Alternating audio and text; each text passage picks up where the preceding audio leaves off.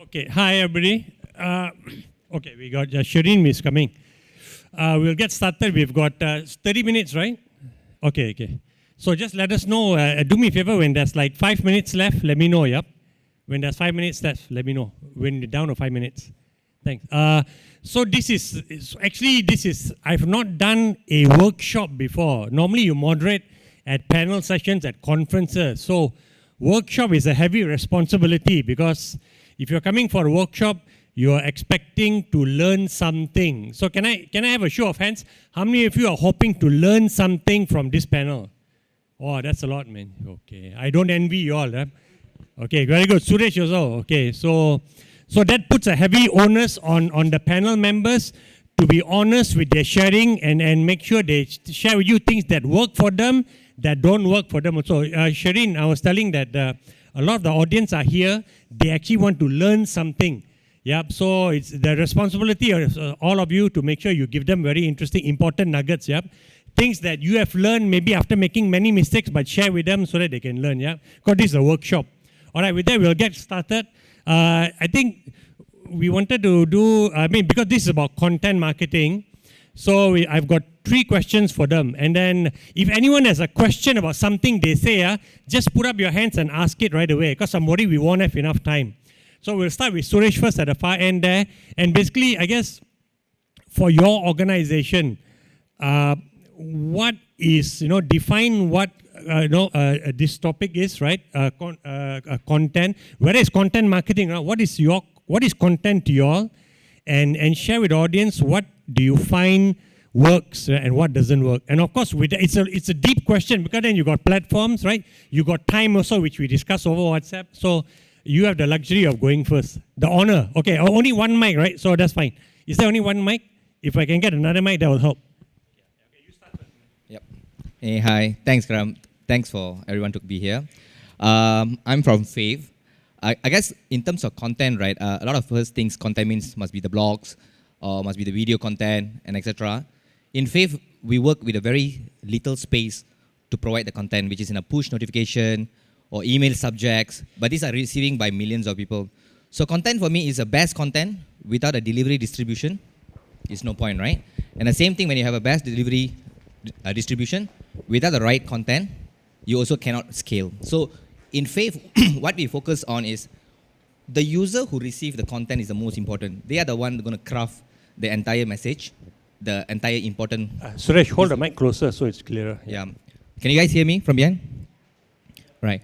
So for us, content means to us is it has to be relevant to the audience that is receiving us, and we pay a lot of attention to who are the recipients and how we break them in a personas, and then only we start crafting the content. So we don't go back and say, hey, somebody can you write for me something about Fave or something about food. We don't start from there first. We go straight to the taste of the audience. Hey, this season, durian is our content because people are resonating to durian. So that is just durian as it is one piece of content. Then we make everything surrounding durian, right? So for us, content is not about writing. Content is about relevance, and that's how we start. So the key takeaway, content is about relevance, not about the writing or the creating of the content, right? It must be relevant first. And that's interesting because I just pulled up something about the top marketing, content marketing trends for 2019. And relevance was there. And number 1 was authenticity. It has to be authentic, which has to be genuine. So, okay. Sharmeen, maybe just 30 seconds, introduce what Shopback is also, right? Because you are co-founder. Sure, hi. My name is actually Sharmeen. Sharmeen, not Shareem. Okay. Yeah, so I'm from Shopback. So what we do, we're actually a pre-destination shopping app and site. We work with many partners like Lazada, Zalora. Regionally, we are in 7 countries, and we have helped more than 10 million users. So based on today's topic, content strategy is what we are very strong at. Just like Suresh said, it's not only just blog. For us, content is also promos, deals. So because we work with many verticals like travel, shopping, so for us to have content specifically to our target audience is important to us because we have different personas. So there's 3 things that we always look into: planning, execution, and measurement. First and foremost, whatever we do, any strategies we do, we always identify our objectives first. So a travel promo versus a food promo has different objectives. Besides that, we also understand our users, but not only about how old they are or what they're doing. It's more on their behavior, their browsing behavior. So are they using app? Are they using email? How do we reach out to them? Besides that, it's also about trends, exactly, what is popular, and next is on execution. In terms of execution, we look into two things, distribution. So one thing that we always remember is that we don't only need good content, but we also need the right platform, right timing, and also like the right audience that you're sending it to. So besides that, next is measurement. When you're doing content, it's very, very important on data. I'm very privileged to have a company that actually do initiatives based on data. It's data-driven.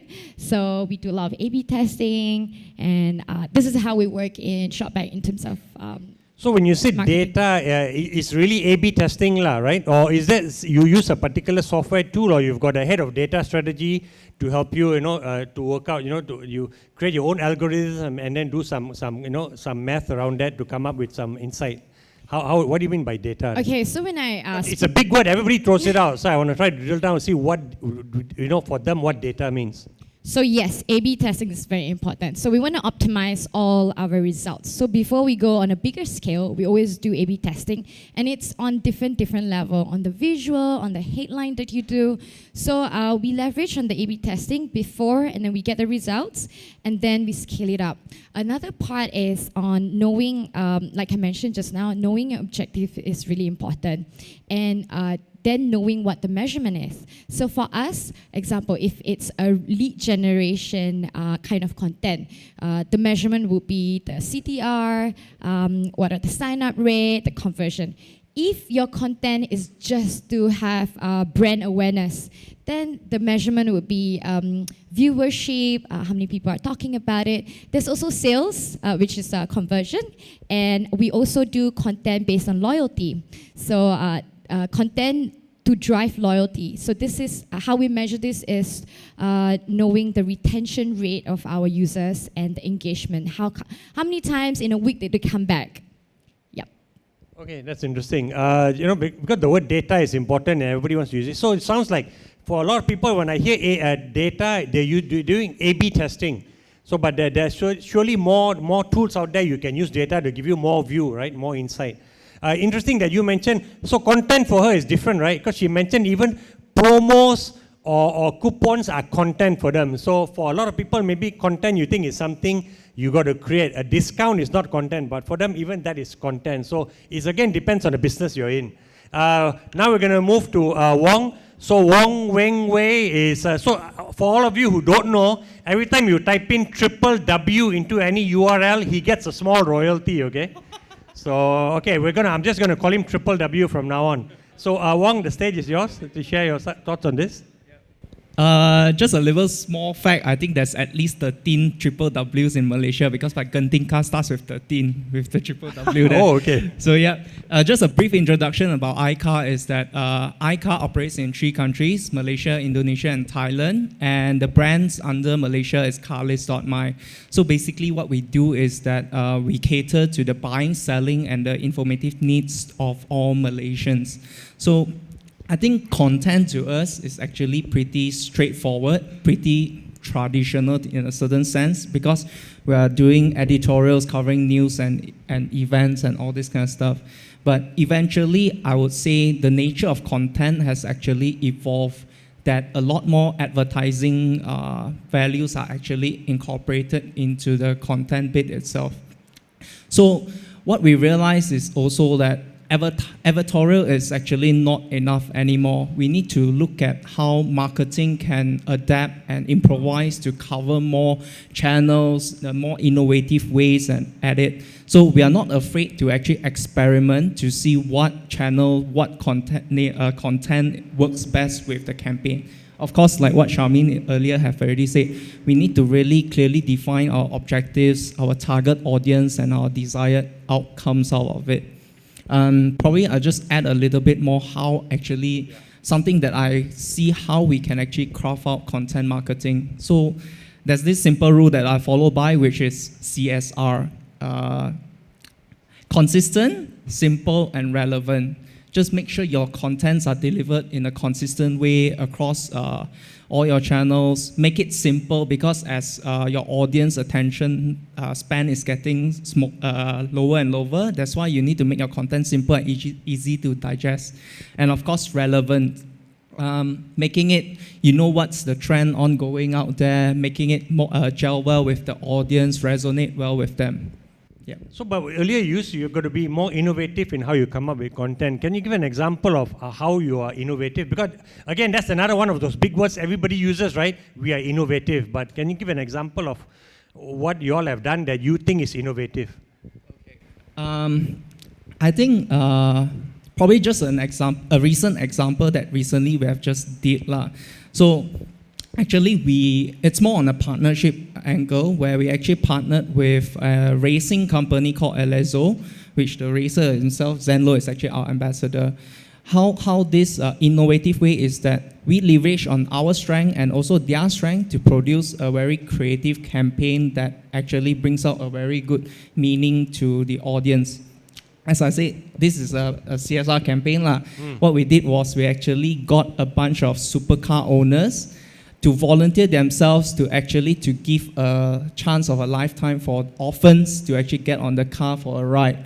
So in this case, that we managed to bring out the relevance of car on carless.my, and also to bring out the message of goodwill to the kids themselves, and giving a very good message across all boards that this is a CSR campaign itself. Interesting. You mentioned just now innovation, and you also mentioned that you got to do things a bit differently. So I do have a question for you. I'm going to hold it. I'll get Jeremy in first. And by the way, just quick one. Those are nice shoes. Did you get a coupon from Shopback when you bought them off Lazada or whatever? I hope so. Okay, next. Okay, Jeremy. Sure. So yours is a huge, wide platform. You got so many things. You probably have the biggest challenge around content. So. Yeah. So I think one of the things that we're doing really differently, okay, maybe a bit about myself first, right? Not everyone knows. So I'm with iPrice. We are a price aggregator and price comparison platform. So we compare anything. We call ourselves something like the online retail version of Agoda, right? So we do not have the products, but we provide the service for price comparisons. But for the business point of view, we are more of an affiliate marketing partner, where we actually help them garner further traffic and, of course, revenue as well. So content, what does that mean for us, right? So I think in simplistic way, the best way to say that is we seek to gain credibility by validation from reputable publications. Okay, what does this mean? Really, really big words. Yeah, it is. Yeah. So the thing is that we see ourselves as an SEO-driven company. Okay, for this is a bit technical, but in layman terms, SEO is basically optimizing their search to answer the questions that people are really asking, right? That's a very simple way of doing it. So all the complication all serves to do that. So our company aims to do that, right? So there are many things that we are due to optimize our website. But in terms of content, other than just optimizing our content within our platform, we also saw that it's very important to get validation from external authoritative publications, so such as yours, Digital News Asia. There's been a few times that we've been featured on Digital News Asia, but it's not about, oh, we are the best one-stop shop, but that's hard sell, right? So what kind of content do we provide? We provide content that people are really looking for. So say, for example, for Digital News Asia, you're looking for news that's related to do with the latest development in the world of the digital industry, e-commerce and whatnot. And us with proprietary data from hundreds of e-commerce merchants, and we've got data to track their consumer behavior. We come out with interesting articles that is not really known elsewhere from our proprietary data. So we use content to help authoritative publications, and from there we actually get validation. So when Google ranks our website, comparing our website as compared with website A, for example, who probably compares the same products that we have, will probably rank higher. And why? It's because we were featured by The Star, Bloomberg, SCMP. I think if you check on your phone right now, if you just type in e-commerce insights Southeast Asia, you could easily see not just our platform is there, but you see the different publications that we have got to validate that, which tells Google that, hey, you might not know about iPrice, but you should rank them high because they were featured on Bloomberg, they were featured on South China Morning Post, and so on and so forth. So that is our approach towards content. So your idea is that you're actually trying to promote iPrice, right? You don't try to promote the many products that you compare, right? So you don't do that. So I was actually mistaken. I thought they also try to help promote some. Okay, 10 minutes to go. Wow, that's really fast. So I thought you guys actually try to promote some of the many products you carry. God, that would give you a migraine, right? It's an incredible number. So okay, the idea is to promote iPrice so that you are ranked high, so that people, when they look for anything, maybe iPrice appears as the first page is a given. Right? If you're not on the first page, he wouldn't be here. He would have lost his job by now. So, okay, but you got to be like first or second up there rank. Okay, that's pressure. So just quickly, I think one of you talked about timing, right? So I think it was you, Jeremy, and even you, Sharim. For cars, remember when there was this thing about the flying car, and somebody was telling me that just like a few days ago, the minister again brought up flying car. So when something like that comes up that is maybe relevant for your product, right? Do you jump on it, your team, and say, hey, let's do something around this, or you don't? Because that's something that people are talking about now. Tell me about that. And the same for all of you. If you hear something like that, right, or you may hear that all the best Musang Durian are going to Robert Koch in Hong Kong, right? Malaysians are getting tier 2. So do you all jump and do something timely around that or not? And also, before I forget, after that content, you mentioned articles. Of course, a lot of content now is simple 5-second video clips or whatever with TikTok now, right? So how much of your content story has moved away from writing long form to short video clips or so? So that's the second question. But can you answer the one about the timeliness and with this, this flying car? Did you use that as a hook to bring attention to your platform or no? I guess indeed we did. Last year we actually did this flying car as an April Fool's joke. What happened was this year it became a reality and we are developing it. So you see the speed of this incident tells us that content should be, we really need to deliver content as fast as possible, because at the end of the day, you are competing with other brands who are trying to deliver that information to your audiences.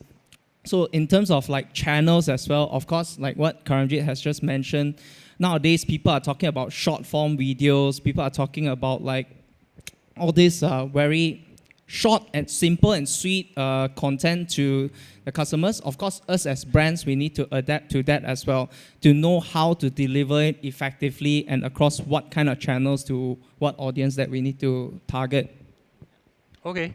Because we've only got 10 minutes and I want to maybe get a question from the audience. Suresh, we'll start with you again.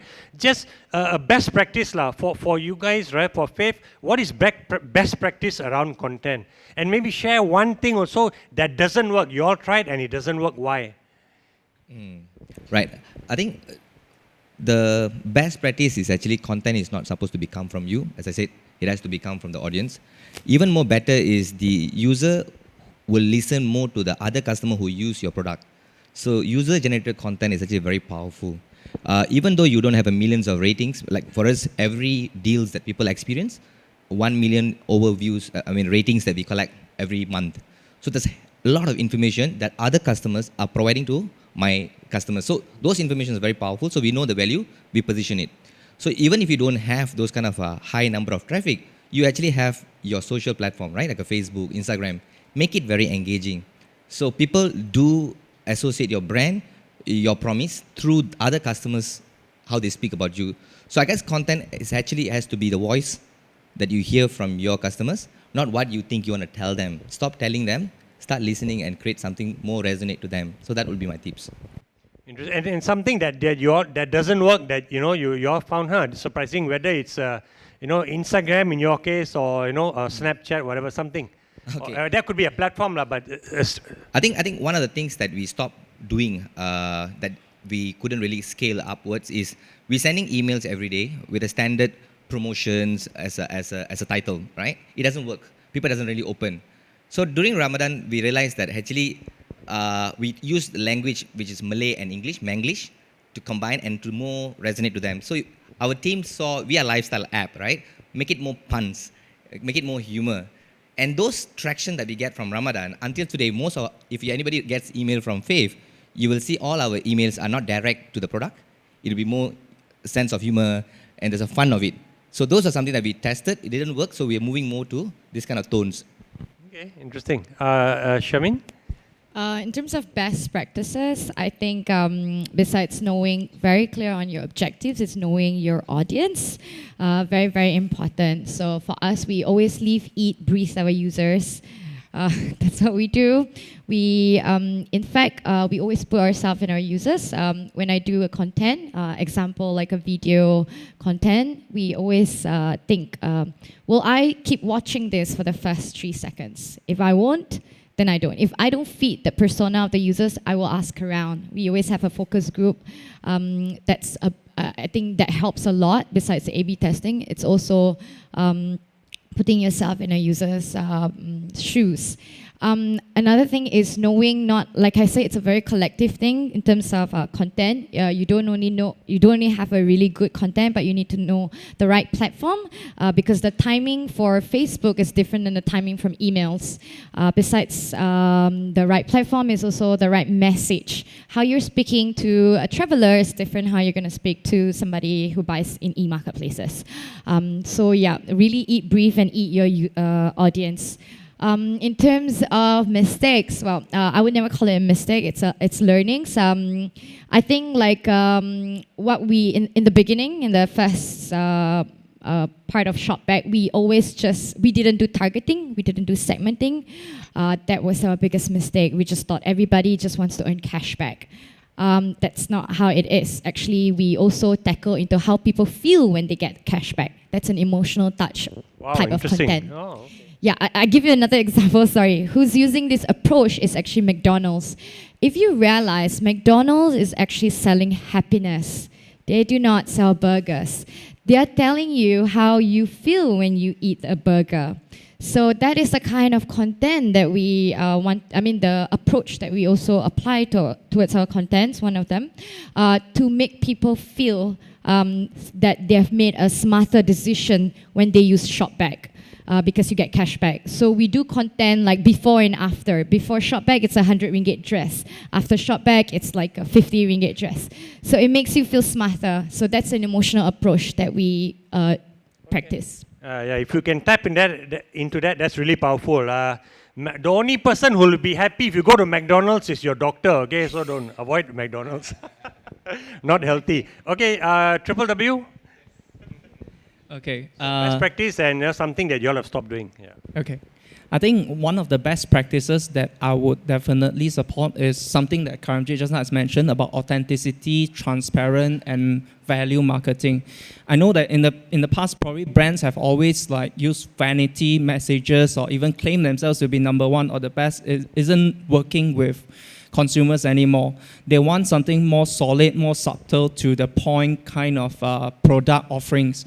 For example, when you market something, deliver the right value, the exact value that what you're going to give to the customers themselves. And in terms of part of the learning is what I realized is that something that what we have experienced as well is that the funnel doesn't end with transaction. Of course, you have your awareness phase, your consideration phase, your transactional phase. But one thing that probably even like myself here has actually overlooked or haven't implemented a correct strategy to it is encouraging brand loyalty and advocacy. So with that, you complete the cycle, then definitely you have a better consumer content marketing strategy there.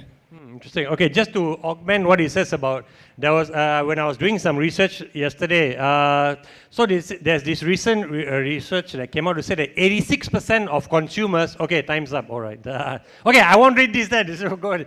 But basically, authenticity is super, super important. And people are willing to pay a premium for that also. Okay, Jeremy, yours? Yeah, I think also probably it's something related to what you mentioned, all right? Because we're an SEO-driven company, Google has really did a crackdown in the past few years to curb fake news, right? And as such, getting validation is super, super important. So what are we not doing now, probably from our mistake? It's probably coming up with content that we think other people are interested. I think from what we hear from the three beautiful people here is that listening to other people, right? And since we create content for external publications, all we got to do is just reach out to them and say, hey, what sort of stories are you looking for? What sort of data do you want? What sort of angles are you looking for? And how can we help you meet that goal, right? We've got our targets, that's for sure, but you've got your targets as well. Why not we work together to achieve this, right? And that's how we get to get ourselves featured on the different publications is by understanding what they're looking for, right? And this is for the content marketing side. And there's a whole, some of my colleagues are around here as well, where they would do their own A/B testing and with different interactions, getting surveys from users to find out what works and what does not work, right? So it's a lot of listening what others are looking for and then to see how we can meet their need. And for ourselves, for content marketing, to get validation is to talk to the biggest media guys, right? What sort of stories are you looking for? Because for them, they receive hundreds of emails of spam. I'm sure you know how it's like, right? And that's the last thing we want to do, right? We want to provide information that's most relevant for you. So that's our best practice. Relevant. Okay, just one quick one. If it came to my mind, because when you talk about content that's authentic, is from your users, your customers, right? And sometimes it's not directed at you. They may be talking to a friend and bring by a chance bringing up your product, your brand name, or experience they had through your product. What if it is a negative comment, right? Is somebody is angry with the experience? Are you all? Is there an example where you were able to use it and turn it into a positive? So I'm just curious about it, because it's easy to say get authentic comment from a user, but a lot of times it's also angry or not happy, right? So what happens in that case? Are you all able to convert it, or you just leave it alone and hope nobody amplifies it further and it comes into your radar then? How is that approach? Suresh, you want to answer it? And I will end the session. Sorry, I don't know why I'm the first one. I think content, especially when it's public, do not keep quiet, right? That's the most dangerous thing to do, right? Make sure you respond. Even a bad feedback, I am not asking you to convert to be a very beautiful ones, but you should address the problem honestly, right? So I think Facebook, Instagram, if you don't do, I mean, in a Fave, we do have sometimes there's some refund issues, right? A little bit more longer it takes for that refund happen. People get agitated. They start putting comments in every feed.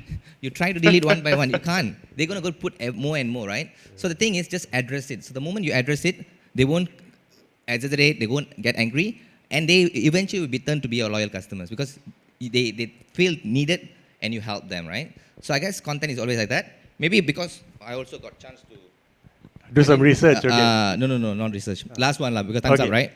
I didn't introduce Fave, right? So those who don't use Fave or using Fave, exabytes is a promo code. If you want to use, you use promo code for the whole month 3 times, and you get a cashback of $3. Okay, man. All right. Thank you very much. Okay, good. With that, I don't know whether that was a tip, but we're going to end the session. We're going to try to keep everything on schedule. If you have questions for them, and I'm sorry we couldn't take some of your questions, they will still be around. Please go and get them and ask them a bit more pointed questions, okay? Thank you very much for your time. Please give them a round of applause.